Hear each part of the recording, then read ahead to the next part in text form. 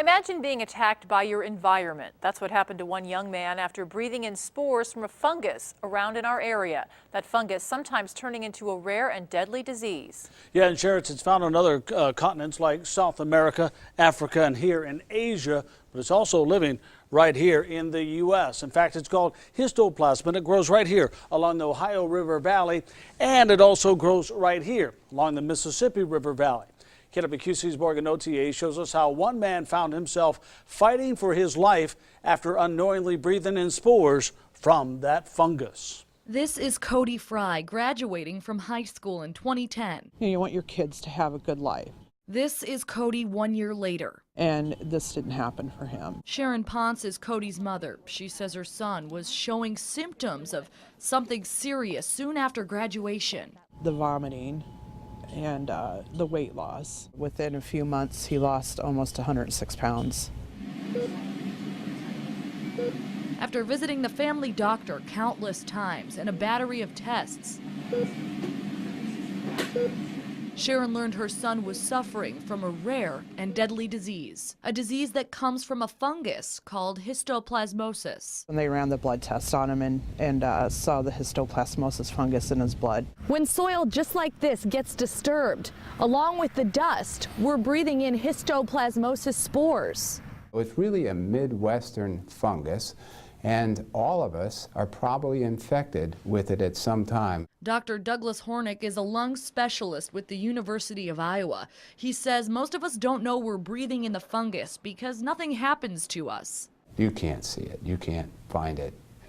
You won't know. Our immune system is in charge of killing the spores, and most of the time it does. Most of us have been breathing it in on multiple occasions. That's what is common about histoplasmosis. You're looking at an X-ray now of a healthy person from the Midwest, but there's evidence here of a prior histoplasmosis infection. That's what these tiny nodules are. They're little tiny spots, rounded spots, a couple millimeters in diameter, randomly distributed mostly in the upper half of the chest. And on rare occasions, histoplasmosis can turn into a different deadly disease. Fibrosing mediastinitis is an unusual complication of that type of infection. Fibrosing mediastinitis is a chronic disease. There's no treatment and there's no cure. People in this region can die from this disease, fibrosing mediastinitis.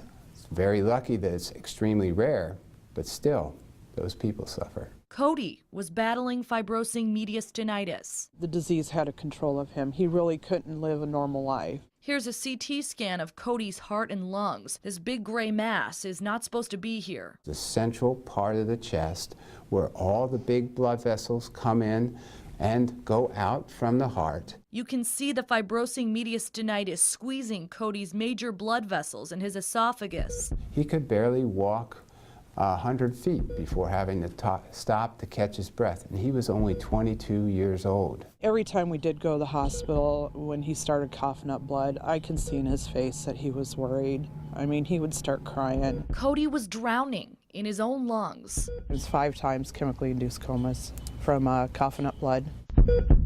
Cody, love you.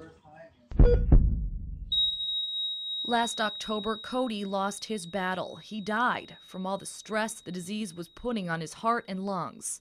I never heard of the histoplasmosis fungus until it affected my son. So now his mom is speaking out about Cody's fight for his life. Since it only happens to a handful of people, you know, it kind of gets swept under the rug.